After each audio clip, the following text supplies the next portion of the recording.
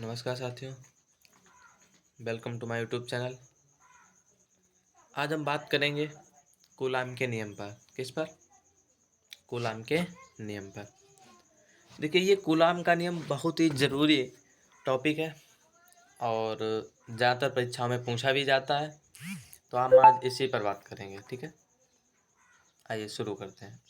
सबसे पहले कूलाम का नियम, इसका नाम जो नियम है, इसका कूलाम ही क्यों रखा गया, कूलाम का नियम क्यों रखा गया है ना। ये एक अपने आप में महत्वपूर्ण है और अन्य बातें इसके बारे में हम आगे देखेंगे। कूलाम का नियम, जिसकी खोज फ्रांसीसी वैज्ञानिक ने की थी। कूलाम का नियम है, उसकी खोज किसने की थी? फ्रांसीसी वैज्ञानिक ने। किसने की थी? फ्रांसीसी वैज्ञानिक ने। सबसे पहले ये जान लेते हैं। अब आगे हम बात करेंगे कूलाम नियम, विद्युत आवेशों के बीच लगने वाले स्थिर वैद्युत बल। देखिए, किसके बीच?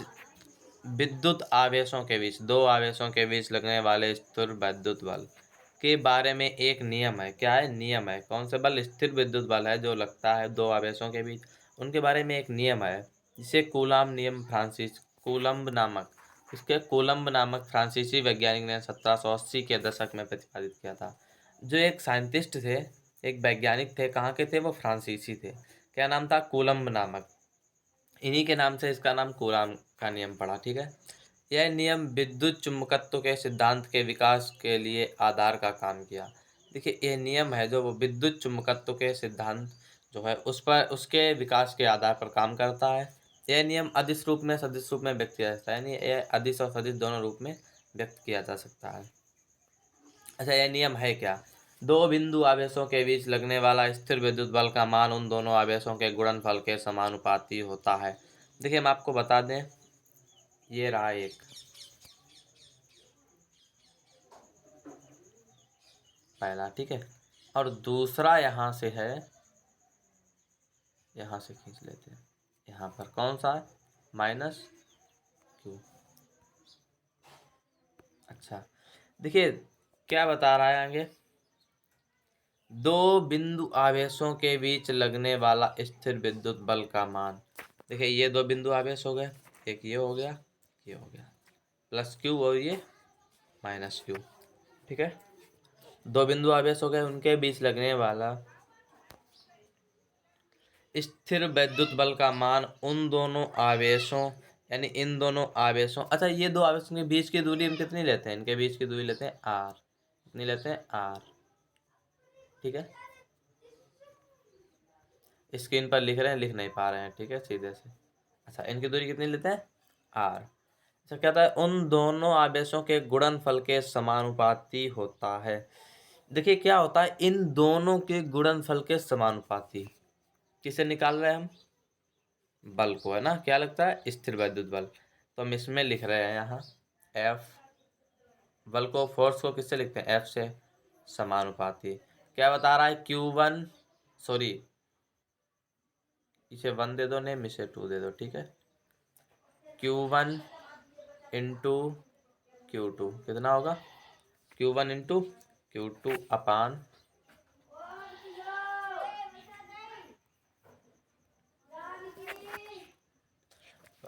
ये लिखा है, इसे देखिए, Q1 Q2 हो गया। यहाँ लिखिए एफ समानुपाती Q1 Q2 upon R square. क्यों? इसका देखिए, ऊपर देख लीजिए क्या होता है, दो बिंदु आवेशों के बीच लगने वाला स्थिर वैद्युत बल का मान उन दोनों आवेशों के गुणनफल के समानुपाती। उन दोनों आवेशों के, कौन कौन से? दोनों आवेशों के, एक इसके और इसके,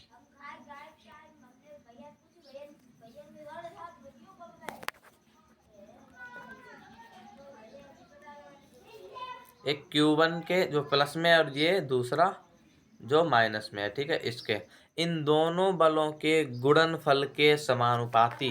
तो हम क्या करेंगे? F और प्रोपोर्शनल, समानुपाती Q1 Q2 दोनों का गुणनफल हो गया ये गुणनफल, तथा उनकी बीच की दूरी के व्युत्क्रमानुपाती, यानी कि अपान में जाएगा, नहीं, दूरी के वर्ग के व्युत्क्रमानुपाती आर स्क्वायर, वो भी किस में? अपान, यानी वर्ग में। ठीक है, यहाँ तक समझ में आ रहा होगा ना? ठीक है, आगे आइए। इस नियम को अदिश रूप में निम्नलिखित, ये लिखा है इन्होंने इस नियम को उसी तरह। अच्छा ऐसे कैसे लिखा है, यहाँ इक्वल टू क्यों लगाया है? देखिए हमने क्या बताया था आपको, F proportional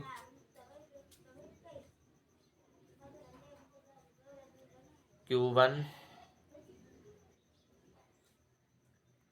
Q2 upon R square ना, क्या है आर स्क्वायर।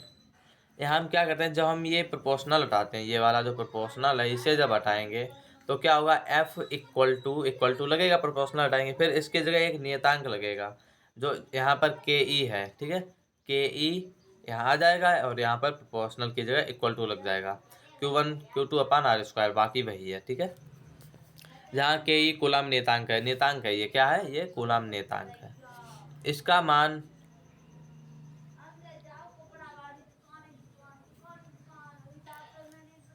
इसका मान 9 into 10⁻⁹ newton into metre square into coulomb power -2 होता है, ठीक है।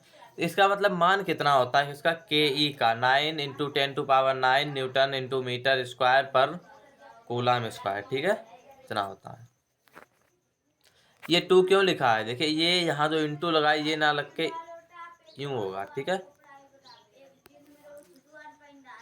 ऐसे करके अपान में होगा तो ये माइनस नहीं होगा, जब ये ऊपर आता है तो ये माइनस हो जाता है, ठीक है।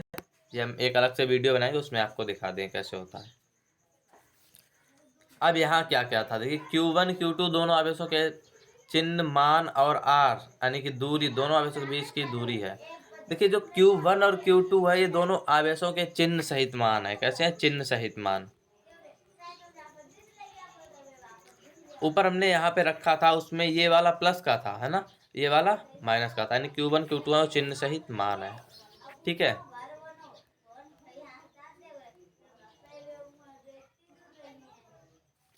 और आर क्या है, आर उसमें दूरी थी, क्या थी, आर उसमें दूरी थी, ठीक है।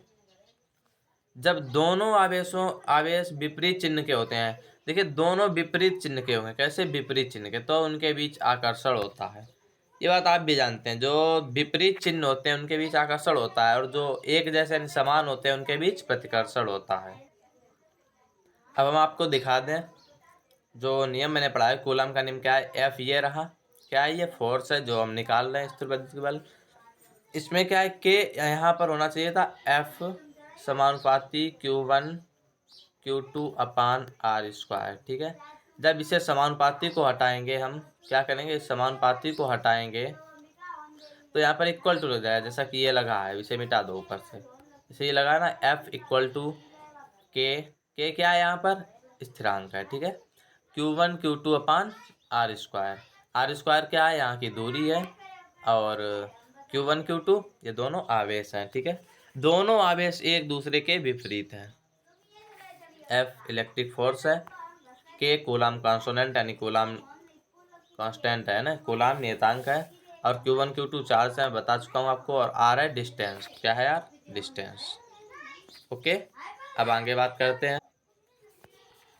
अब हम बात करेंगे आवेश क्या है, किस पर, आवेश पर, कि आवेश क्या है, आवेश किसे कहते हैं। किसी भी पदार्थ के निर्माण के लिए मूल कणों में से आवेश भी एक है। जो पदार्थ होता है वो किसी न किसी कण से मिलकर बना होता है, ये आप जानते हैं। भाई पदार्थ कैसे बनता है, पदार्थ किसी न छोटे छोटे कणों से मिलकर बनता है, उन कणों में आवेश भी एक है, उन्हीं कणों में से आवेश भी एक है। हालांकि आवेश की कोई निर्धारित परिभाषा नहीं है, आवेश जो है इसकी कोई निर्धारित परिभाषा नहीं है, इसे कैसे परिभाषित किया जाए। लेकिन आवेश को इसके यानी कि देखिए आवेश को आवेश के द्वारा उत्पन्न प्रभावों के माध्यम से समझाया जाता है। देखिए क्या होता है, जैसे कि एक जगह प्लस है माइनस है, प्लस माइनस यानी कि दोनों विपरीत आवेश है तो वो एक दूसरे को कैसा करते हैं, आकर्षित करते हैं। जैसे एक समान आवेश है तो वो एक दूसरे को प्रतिकर्षित करते हैं, यानी कि इसे आवेश को आवेश के द्वारा ही जो उससे उत्पन्न प्रभाव होता है, जैसे कि प्लस है, प्लस आवेश है, ऋण आवेश है, धनावेश ऋण आवेश है, तो ये दोनों एक दूसरे को आकर्षित करेंगे, यानी कि धनावेश ऋणावेश के द्वारा उत्पन्न जो प्रभाव होते हैं उससे हम समझा सकते हैं, ठीक है। आवेश एक द्रव्य पर उपस्थित वह गुण है जिसके कारण वह द्रव्य चुंबकीय क्षेत्र उत्पन्न करता है या इन क्षेत्रों का अनुभव करता है। मैंने बताया ना आपको, आवेश एक द्रव्य पर, एक पदार्थ पर वह उपस्थित वह गुण है, यानी कि वह गुण है जिसके कारण वह द्रव्य चुंबकीय क्षेत्र उत्पन्न करता है। या तो वो चुंबकीय क्षेत्र उत्पन्न करेगा या फिर उसका अनुभव करेगा। भाई यदि उसमें माइनस होगा तो वो उसका अनुभव करेगा, उसमें चिपकने की कोशिश करेगा, है ना। यदि प्लस होगा तो उसे अपनी तरफ खींचने की कोशिश करेगा, चिपकाने की। उदाहरण ले लेते हैं हम। क्या है, कांच की छड़ को रेशम के कपड़े से रगड़ा जाता है। कांच की छड़ है, उसे रेशम के कपड़े से रगड़िए आप पहले, ठीक है। तो क्या होगा, रगड़ने के बाद ऐसा कीजिए, आप कागज ले लेते हैं, ठीक है। कागज होता है, उसके छोटे छोटे टुकड़े करते हैं। टुकड़े करने के बाद उसे हम अपने पास रख लेते हैं। फिर एक रेशम की छड़ को कागज पर रेशम कांच की छड़ है, उसे रेशम के कपड़े से रगड़ते हैं। उसे रगड़ने के बाद जब हम उस छड़ को कागज के पास करेंगे तो वो कागज चिपक जाएंगे। क्या होगा, उस छड़ पर चिपकने लगेंगे। इससे क्या होता है, कांच की छड़ पर धनावेश होता है। क्या होता है, कांच की छड़ पर धनावेश आ जाता है। विद्युत आवेश द्रव्य के साथ जुड़ी वह अदिश भौतिक राशि है जिसके कारण चुंबकीय। अच्छा, अब विद्युत आवेश की बात आ गई। किसकी, विद्युत आवेश की। अब विद्युत आवेश की बात आ गई है तो हम इस पर ही अब बात कर ही लेते हैं, विद्युत आवेश पर, है ना। तो हम बात करते हैं विद्युत आवेश। विद्युत आवेश क्या है ना, ये किसने इसके बारे में बताया, प्रसिद्ध वैज्ञानिक थेल्स। कौन थे, थेल्स ने बताया कि जब कांच की छड़ को रेशम के कपड़े से रगड़ा जाता है, क्या होता है, कांच की छड़ है जो, उसे जब हम रेशम के कपड़े से रगड़ते हैं तो जाहिर सी बात है वो आवेशित होगी, है ना। कांच की छड़ रगड़ने के बाद छोटे छोटे कणों, कागज के टुकड़े इत्यादि को चिपकाना प्रारंभ कर देता है ना। बताया ना अभी, वो कांच की छड़ को रगड़ते हैं और उसमें कागज रखते हैं, उसे चिपकाते हैं। लेकिन कांच की छड़ है वो कागजों को अपने आप में चिपकाना आरंभ कर देता है। घर्षण प्रक्रिया यानी रगड़ने के बाद पदार्थ सामान्य तुलना में कुछ अलग व्यवहार प्रदर्शित करता है। देखिए, घर्षण के बाद, घर्षण जब तक नहीं करते हैं तब तक वो कागज को नहीं चिपकाता है। लेकिन जैसे ही हम घर्षण करते हैं, घर्षण के बाद वो कागज को अपने आप में चिपकाना आरंभ कर देता है। और पदार्थ के इस विशेष गुण को विद्युत आवेश नाम दिया गया। और ये जो विशेष गुण है इसे क्या कहा गया, विद्युत आवेश कहा गया। पदार्थ द्वारा आवेशित विशेष गुण ग्रहण करने के बाद, जो पदार्थ देखिए विशेष गुण ग्रहण कर लेता है, उसे ग्रहण करने के बाद पदार्थ को आवेशित पदार्थ कहा जाता है। क्या कहा जाता है, पदार्थ को आवेशित पदार्थ कहते हैं। ये आवेशित हो गया, कहते हैं ना, इसमें आवेश आ गया, अब ये आवेशित पदार्थ हो गया है। यानी हो गया, सबसे पहले हम कांच की एक छड़ है, उसे रेशम के कपड़े पर रगड़ते हैं, ठीक है। उसके बाद उसे एक विशेष गुण मिलता है, यानी कि पहले की अपेक्षा में वह एक अलग हरकत करता है, अलग कार्य करता है। वो क्या कार्य करता है, वो कागज को अपने आप में चिपकाना आरंभ कर देता है। इसी को क्या कहते हैं, एक अलग गुण, यानी कि प्रसिद्ध गुण, या फिर उसे दूसरी भाषा में कहें तो विशेष गुण कहते हैं, ठीक है। और इस विशेष गुण जिसे मिल जाता है उसे क्या कहते हैं, आवेशित पदार्थ। ओके। अच्छा, ऐसा होता है, आगे देखिए, द्रव्य के साथ जुड़ी हुई वह अदिश भौतिक राशि है। ये पदार्थ के साथ जुड़ी हुई अदिश भौतिक राशि है। कैसी है, विद्युत आवेश भौतिक राशि है, अदिश भौतिक राशि, जिसके कारण चुंबकीय और वैद्युत प्रभाव उत्पन्न होते हैं। जिसके कारण क्या होता है, चुंबकीय और वैद्युत प्रभाव उत्पन्न। भाई चुंबकत्व हुआ, ये चुंबकीय प्रभाव हुआ ना, कांच की इसे छड़ को हमने रगड़ के उसे चिपकाया तो इसमें क्या हुआ, चिपकता जहां भी है वह चुंबकीय प्रभाव होता है, ठीक है। आवेश कहलाती है, क्या कहलाती है, आवेश। किसी वस्तु में इलेक्ट्रॉनों की अधिकता, किसी वस्तु में इलेक्ट्रॉनों की अधिकता अथवा कमी से आवेश की अवधारणा प्राप्त होती है। देखिए, इलेक्ट्रॉन या तो ज़्यादा होंगे या तो कम होंगे, ठीक है। तो क्या होगा, इससे आवेश की अवधारणा प्राप्त होती है। ऋणावेशित वस्तु में इलेक्ट्रॉनों की अधिकता व धनावेशित वस्तु में इलेक्ट्रॉनों की कमी। जो ऋणावेशित है उनमें अधिकता होती है, ठीक है, जो धनावेशित है उनमें कमी। अब हम बात करेंगे आवेश के गुणों पर, क्योंकि अभी मैंने किस पे बात की, कूलाम, फिर विद्युत आवेश, उसके बाद अब करेंगे आवेश के गुण। आवेश पर भी बात कर चुके हैं, अब आवेश के गुणों पर बात करेंगे, ठीक है। आवेश के गुण क्या है, समान आवेश एक दूसरे को प्रतिकर्षित तथा असमान आवेश एक दूसरे को आकर्षित करते हैं। वस्तुओं के आवेशित होने पर सही परीक्षण प्रतिकर्षण द्वारा ही होता है, क्योंकि अनावेशित वस्तु तथा आवेशित वस्तु के माध्यम आकर्षण होता है तथा दो विपरीत आवेशित वस्तुओं के मध्य भी आकर्षण होता है। देखिए, मैंने आपको बताया था जो आवेश हैं यदि वो एक जैसे, कैसे, समान समान है तो एक दूसरे को प्रतिकर्षित करेंगे। क्या करेंगे, एक दूसरे को प्रतिकर्षित करेंगे। यदि असमान है तो एक दूसरे को आकर्षित करेंगे, ठीक है। आवेश एक अदिश राशि है। आवेश कैसी राशि है, एक अदिश राशि, यानी कि इसमें कोई दिशा नहीं होती है। आवेश सदैव द्रव्यमान से संबद्ध रहता है। कैसा रहता है? द्रव्यमान से संबद्ध रहता है। आवेशित किए जाने पर वस्तु का द्रव्यमान परिवर्तित होता है। यदि हम इसे आवेशित कर दें तो इसका द्रव्यमान परिवर्तित हो जाता है। यदि वस्तु से इलेक्ट्रॉन हटा लिए जाएं तो वस्तु धनावेशित हो जाएगी। यदि उससे इलेक्ट्रॉन हटा लें वस्तु से तो कैसी हो जाएगी? वस्तु धनावेशित हो जाएगी। द्रव्यमान कम हो जाएगा तथा वस्तु में इलेक्ट्रॉन डाल दिए जाएं तो वस्तु का द्रव्यमान बढ़ जाएगा। यदि हटा लें तो द्रव्यमान कम हो जाएगा और यदि उसमें डाल दें तो द्रव्यमान बढ़ जाएगा और वस्तु ऋणावेशित हो जाएगी। तो वस्तु कैसे हो जाती? ऋणावेशित हो जाएगी। भाई डालेंगे तो ऋणावेशित तो होगी अगर हम उसे इलेक्ट्रॉन देंगे। इलेक्ट्रॉनों का द्रव्यमान अति न्यून, यानी कि इलेक्ट्रॉन का द्रव्यमान होता है बहुत कम होता है। कितना होता है? 9.1 × 10⁻³ किलोग्राम। ये याद रखना, ठीक है।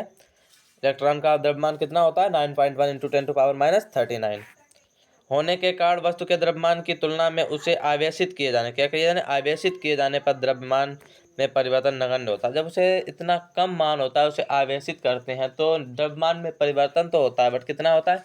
बिल्कुल नगण्य, बहुत कम होता है। चौथा, आवेश क्वांटीकृत होता है। कैसा होता है? क्वांटीकृत, अर्थात जब किसी भौतिक राशि में केवल विविक्त मान ही संभव होते हैं तो वह राशि क्वांटीकृत कहलाती है। क्या कहलाती है? तो वह राशि क्वांटीकृत कहलाती है। ओके।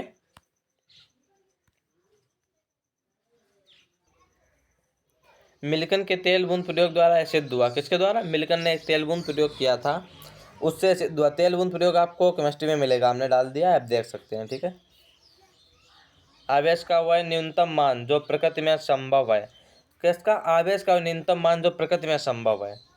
मुक्त इलेक्ट्रॉन का आवेश है। कितना है मुक्त इलेक्ट्रॉन का? वो आवेश है। यदि एक इलेक्ट्रॉन का आवेश 1.6 × 10⁻−19 कूलम है, ये इसका आवेश है। वो क्या था? इसका द्रव्यमान था।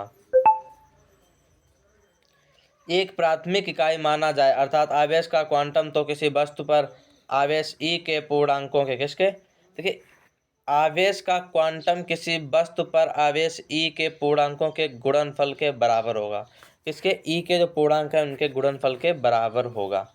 Q बराबर NE। क्या होता है? Q बराबर NE, जहाँ N क्या होता है? यार यहाँ संख्या होती है आवेशों की, 1 2 3 4 8 10 20 25 जो भी है, ठीक है। पांचवा, आवेश अचर है। कैसा है? आवेश अचर है, अर्थात आवेश निर्देश तंत्र पर निर्भर नहीं करता। किस पर? निर्देश तंत्र है जो उस पर निर्भर नहीं करता, अर्थात वस्तु के वेग में परिवर्तन, किसके? वस्तु के वेग में परिवर्तन से परिवर्तित नहीं होता। वस्तु का आवेश घनत्व और द्रव्यमान चाल पर निर्भर करता है। किस पर?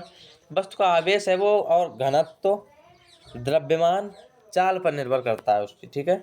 और चाल में वृद्धि के साथ बढ़ता है। यदि चाल में वृद्धि होगी तो बढ़ेगा और कमी होगी तो वो घटेगा। आवेश की इकाई एसआई या इकाई, एसआई मात्रक क्या है? एसआई मात्रक क्या होता है? आवेश का कूलम होता है।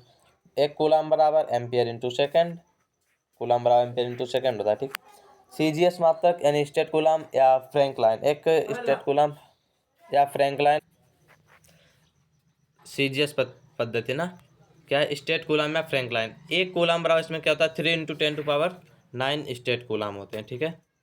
अच्छा, 1 कूलम आवेश बराबर कितना होता है? 3 × 10⁻9 आवेश, ठीक है। ये वही बात है, बाकी ये सब वही है, आप देख सकते हैं। Okay, thanks for watching my videos.